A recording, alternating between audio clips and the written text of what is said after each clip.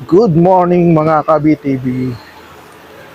Maganda na naman ang ating pag-uusapan at kababalik lang natin mga ka-BTV. Medyo na busy tayo ng mga nakaraang buwan mga ka-BTV. Pag-usapan natin ang mga maiinit na issue na naman dyan at trending sa social media mga issue sa Pilipinas. Unahin natin itong kay Trillanes mga ka-BTV. Grabe na desperado na talaga tong si Trillanes mga ka-BTV. Hamakin nyo naman mga ka-BTV. Humingi na siya at nag-iiyak na siya sa administrasyon na mag-join force na daw sila at magkaisa na daw para lamang mapabagsak ang mga Duterte. Tingnan mo yung pagka-desperado nitong si Trillanes mga ka-BTV.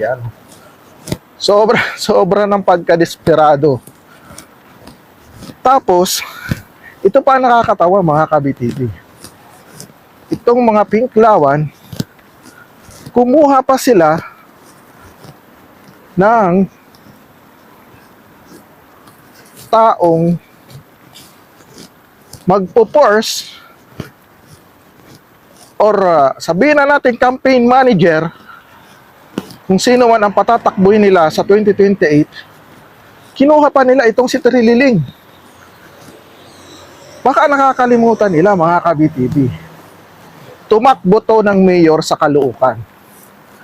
Kahit hayagan ng namimigay ito ng cash nung bago ang butuhan at naglalakad to sa kalsada na walang pumapansin, abay, may tiwala pa talaga yung mga Pinklawan at Dilawan dito sa taong ito.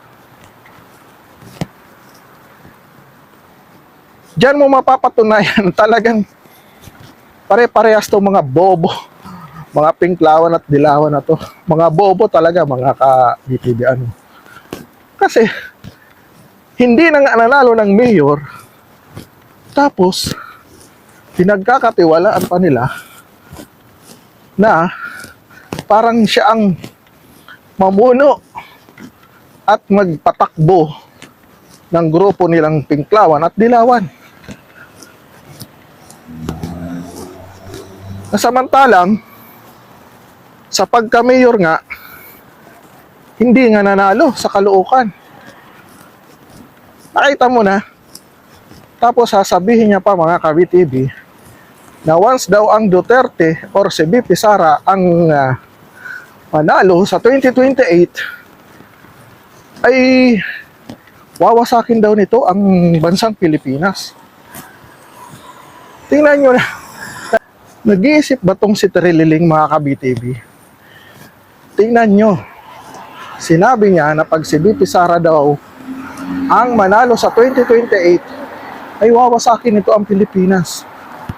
Tanungin ko kayo mga ka-BTV, sino ba kay BP Sara at kay Trillanes ang may history na gustong wasakin ang Pilipinas? Walang iba naman kung sino yung may history na gustong wasakin ang Pilipinas. Itong si Trillanes. Bakit? Sino bang nag-ukod-ukod mutiny? 'Di ba? Doon siya nakilala. Na yun pala, palabas lang pala nitong sundalong kanin na to, pag-ukod-ukod mutiny, na kunwari, against siya sa administrasyong Arroyo noon. Yun pala, may may plano na maging senador. At ginamit niya yung mga nasa mababang posisyon na mga sundalo para sa kanyang planong pagiging senador. Di ba? Sino ba ang magwawasak ng Pilipinas sa dalawa? Nakita nyo na kung paano magpatakbo at inayos ng mga Duterte ang Davao City. Na samantalang Davao City, halos parang kung parehas lang ng laki ng Maynila, abay, mas mayaman pa ang Davao City kumpara sa Maynila. Tapos sasabihin itong sundalong kanin na tong si Terililing na si BP Sara ang magwawasak ng Pilipinas. At ito pang nakakatawa dito sa sundalong kanin na to. Galit na galit siya sa confidential fund ni BP Sara, pero tahimik tong sundalong kanin na to sa trilyon pisong nawala sa administrasyon na to.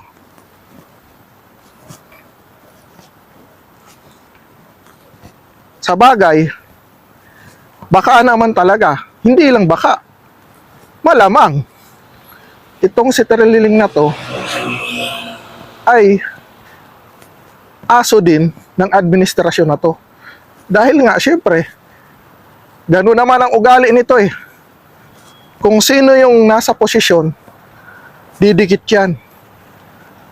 Diba? Kaya galit to noon kasi gusto tong dumikit sa Duterte noon. Kay Tatay Digong. Ayaw ni Tatay Digong sa kanya. Dahil nga, ayaw ni Tatay Digong dahil traidor tong tao na to. Bakit? Bakit ko nasabing traidor? Sipin mo, isa siya sa nag-traidor sa dating presidenteng si Rodrigo Roa Duterte at pinadala sa dahig. Dati kang sundalo pero nag-traidor ka sa bansang Pilipinas. Bakit? Isang dating presidente at legit na totoong Pilipino ipinadala mo at pinaakusahan mo sa husgado ng mga banyaga. Nakikipag-ugnayan sa ICC ng palihim. Di ba ganyan ang mga ugali ng traidor? Kaya nga, napagsabihan to dati ni Atras Abante doon sa Quadcom hearing, di ba? Kung maaalala nyo mga Kabi-TV, na wala daw ibang dapat talagang tawaging traidor, hindi itong si sundalong kanin na si Terililing. Grabe ang ano nito, grabe ang giging ambisyoso nitong sundalong kanin na to na si Terililing. Isipin mo ba naman, gusto maging vice president, gusto niyang makipag-aliado sa Duterte. Kaso, kilala na nga siya ni Tatay Digong, kaya hindi siya pumayag. At tingnan mo ngayon, frustrated tong sundalong kanin na to na maging vice president or president. Pero kung titingnan nyo, mayor nga hindi na nanalo eh. Ang dami nga naglalabasan sa Facebook, sa TikTok na mga puto nitong ginawang barangay captain, yung iba barangay tanod. Pero nakikita ko sa comment, kahit barangay captain or barangay tanod, ayaw dito sa tao na to. Kasi kung tutuusin, wala ng credibility. Bakit? Ginamit niya lang nung Ukod Mutiny yung ibang mga sundalo para lang sa kanyang ambisyon. Yun ang totoong plano nitong sundalong kanin na to. Sa ambisyon niya lang kasi. Kaya yung mga sumunod dito noon, nagsisi. Isa na yung pinsan kong nakasama sa kalukuhan nitong sundalong kanin na to. Nagsisi siya. Kasi matapos na makulong nga sila at naging senador tong sundalong kanin na to, hindi na daw sila pinansin. At hinayaan na lang sila sa kulungan. Kita nyo na, ambisyoso na to, manggagamit pa itong sundalong kanin na to para lang sa kanyang sariling ambisyon. Tapos ngayon, pagkakatiwalaan ng mga bobong pinklawan at dilawan na to, itong sundalong kanin na to, na siya ang parang campaign manager or namumuno sa darating na eleksyon 2028. Dito mo makikita na same feather flocks together. Di ba? Hindi na nga nanalo ng pagka-mayor sa Caloocan, pero itong mga pinklawan at dilawan, mga bobong pinklawan at dilawan, ay tiwalang-tiwala pa sa sundalong kanin na to. Na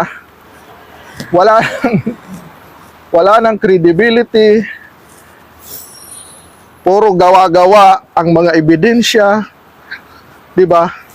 Napatunayan na hindi naman totoo yung nilalabas niyang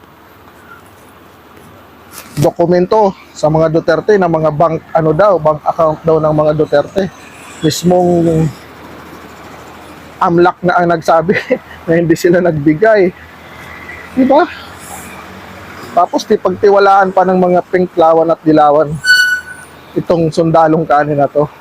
Abay talaga magsama-sama sila. Di ba? Ala na talaga mga idol, mga ka-BTV. Ibang klase talaga ang bagong Pilipinas na to. Na kung saan yung dekada ng kalaban ng Marcoses family ay kakampi nila ngayon. At alam naman natin, parehas lang sila nagagamitan. Itong mga pinklawan at dilawan, mahilig kasi ito manggamit din. At ito naman, syempre, itong si BBM, may mga kabineting dilawan din. Abay, pumayag din. Pumayag din tong Pangulo natin. Talagang diyan mo mapapatunayan na wala siyang sariling desisyon. Dahil sabi nga ng kanyang mismong kapatid, di umano ay talagang drug addict daw ito. Galing po yan mismo sa kanyang kapatid.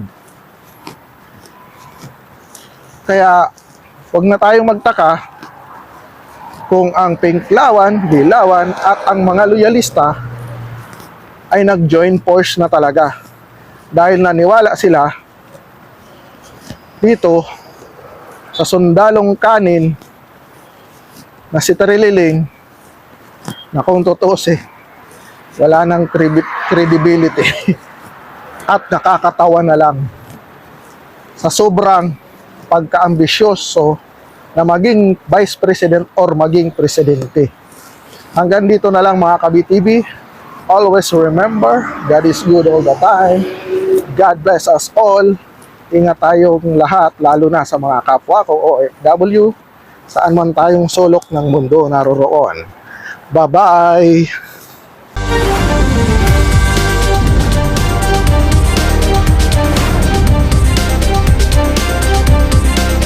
Please subscribe to BTV Reacts channel and click the notification bell. Thank you, BTV friends!